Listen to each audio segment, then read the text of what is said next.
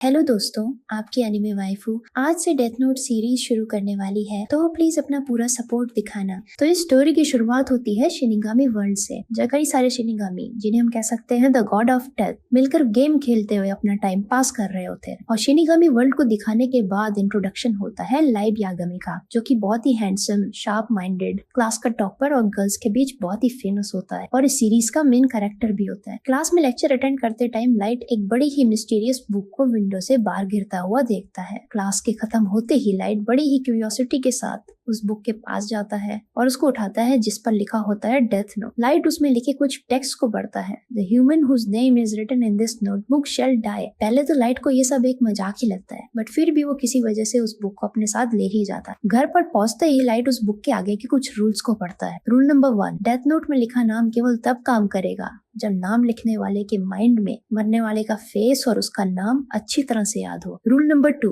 Book में नाम लिखने के 40 सेकंड्स के अंदर अगर डेथ के किसी कॉज को डिस्क्राइब किया जाता है कि उस पर्सन की डेथ इस कॉज से हो, then the person will die accordingly। Rule number 3, अगर नाम लिखने के 40 सेकंड्स के अंदर डेथ के किसी कॉज को डिस्क्राइब नहीं किया जाता, then the person will simply die of an heart attack। Rule number 4, book में नाम लिखने के 40 सेकंड्स के अंदर अगर डेथ के कॉज को डिस्क्राइब किया जाता है, देन राइटर के पास 6.40 मिनट्स की एक टाइम विंडो मिलती है, जिसमें वो डेथ की सारी डिटेल्स को डिस्क्राइब कर सकता है। लाइट को अभी भी ये सब एक मजाक ही लगता है, बट उसके अंदर की क्यूरियोसिटी उसे उस बुक को एक बार ट्राई करने को बोलती है। लाइट अपने रूम में लेटकर उस बुक के बारे में सोच रहा होता है कि अचानक टीवी में एक न्यूज फ्लैश होती है कि एक क्रिमिनल ने 8 लोगों को हॉस्टेज बना लिया है, जिनमें से कुछ बच्चे एंड टीचर्स हैं। उस क्रिमिनल का नाम उसके फेस के साथ न्यूज में रिवील कर दिया जाता, तो लाइट उसे अपनी क्यूरियोसिटी शांत करने का एक अच्छा मौका समझता है और उसका नाम अपने डेथ नोट में लिख देता है और 40 सेकंड्स होने का वेट। 40 सेकंड्स के बाद जब उसकी डेथ की न्यूज टीवी पे फ्लैश होती है, तो लाइट को विश्वास ही नहीं हो और वो सोचता है कि एक पक्का कोइंसिडेंस हो। तो अपने इस कंफ्यूजन को क्लियर करने के लिए लाइट डेथ नोट को फिर से ट्राई करने का एक डिसीजन लेता है और उसके लिए वो क्रिमिनल को ढूंढना भी शुरू कर देता है। रोड पर चलते टाइम वो देखता है कि एक लड़की को कुछ बाइकर्स परेशान कर रहे होते हैं और उनमें से एक लड़का लड़की को अपना नाम भी बता। लाइट डेथ नोट को टेस्ट करने के लिए उस लड़के का नाम अपने डेथ नोट में लिख देता है और साथ ही साथ कॉज ऑफ डेथ में बाइक एक्सीडेंट डाल देता। जैसे ही वो लड़की उन लोगों से अपने आप को छुड़ाकर भागती है, he dies in an accident. इसके बाद एक बार फिर शिनिगामी राइम को दिखाया जाता है, जहाँ एक शिनिगामी जिसका नाम होता है रियो बाकी शिनिगामी को बताता है कि वो यहाँ से जा रहा है। बाकी शिनिगामी के पूछने वो बताता है कि उसने अपनी बुक को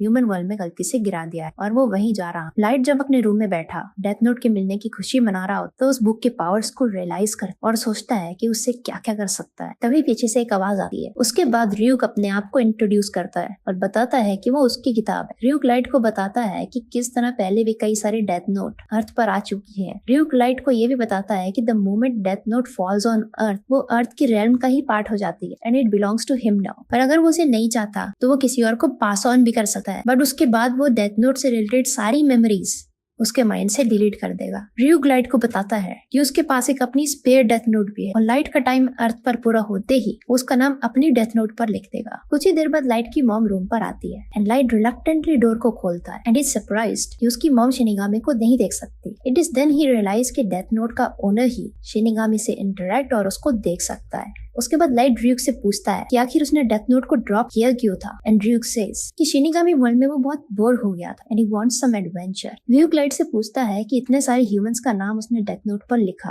पर किसी के मरने का कॉज क्यों नहीं लिखा। लाइट उसे बताता है कि बुक में अगर किसी के मरने का कॉज ना लिखो तो वो इंसान अपने आप हार्ट अटैक से मर जाए और यही बात उसे डेथ नोट के बारे में सबसे अच्छी लगी, क्योंकि इससे उसकी एग्जिस्टेंस के बारे में लोगों को बहुत जल्दी पता लग जाएगा कि कोई है जो बुरे लोगों पर राइट जजमेंट पास कर रहा है और वर्ल्ड को अच्छा बनाने की कोशिश कर रहा है। इसके बाद लाइट अपने पहले 2 विक्टिम्स को मारने की वजह से बहुत बुरा फील कर रहा होता है कि वो कौन होता है उन दोनों पर जजमेंट पास करने वाला, लेकिन फिर वो अपने आप को समझाता है कि इस वर्ल्ड से बुरे लोगों को बचाने के लिए उसे डेथ नोट का इस्तेमाल करना ही पड़ेगा और वो सारे क्रिमिनल्स का नाम एक एक करके डेथ नोट पर लिखना शुरू कर देता। म्यूक लाइट से पूछता है कि इन सब क्रिमिनल्स का नाम लिखकर इसको फायदा क्या होगा, जिस पर वो कहता है वो भी उसकी तरह बोर हो चुका है। रियूक कॉलेज में भी लाइट के साथ टाइम स्पेंड करने लगता है और रियूक के साथ टाइम स्पेंड करना लाइट को अब नॉर्मल लगने लगता है।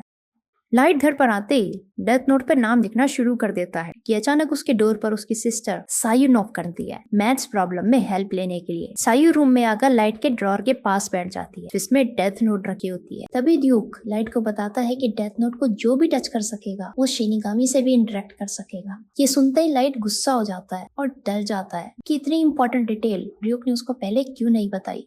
इसके बाद पुलिस डिपार्टमेंट, FBI और कुछ अदर एजेंसीज मिलकर ये आर्ग्यूमेंट करते हैं कि सिर्फ एक वीक के अंदर क्रिमिनल्स का डेथ काउंट 52 कैसे हो सकता है, और वो भी सब के सब हार्ट अटैक से। फाइनली कॉन्फ्रेंस का रिजल्ट ये निकलता है कि केस को हैंडल करने के लिए एल को बुलाया जाएगा।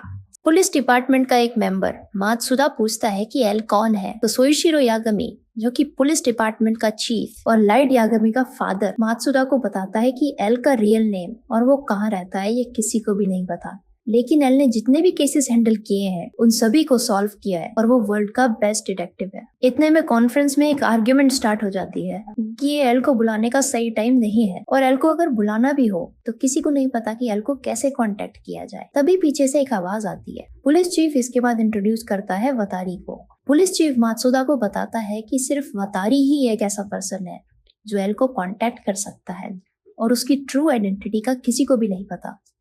वतारी अपना लैपटॉप ऑन करता है और एल कॉन्फ्रेंस को लैपटॉप के थ्रू एड्रेस करता है और बोलता है कि हर वो ऑर्गेनाइजेशन जो ICPO को रिप्रेजेंट करती है उसे उसका सपोर्ट चाहिए, स्पेशली जापानीज टास्क फोर्स का, क्योंकि उसको शक है कि मर्डर जापान का ही रहने वाला है।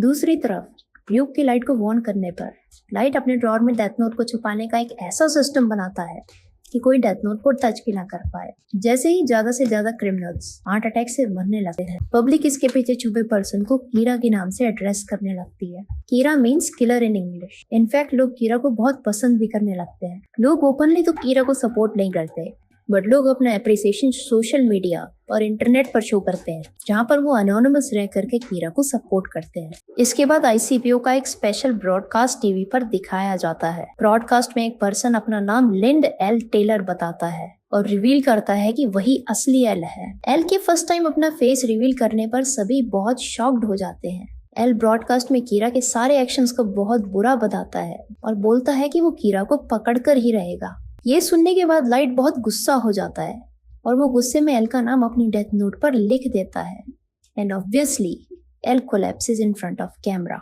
इसके बाद एकदम से एल का सिग्नेचर टीवी पर फ्लैश होता है और वो बोलता है कि वो विश्वास नहीं कर पा रहा कि कीरा बिना किसी जगह पर प्रेजेंट हुए कैसे किसी को मार पा रहा है। और इसके बाद एल रिवील करता है कि जिस पर्सन को कीरा ने अभी अभी टीवी पर मारा वो एक क्रिमिनल था जिसका एग्जीक्यूशन उसी दिन होना था। एल ये भी रिवील करता है कि ये टीवी ब्रॉडकास्ट सिर्फ जापान के कैंटो रीजन में दिखाया गया था, जिससे ये भी कंफर्म हो जाता है कि कीरा कैंटो रीजन में रहने वाला है।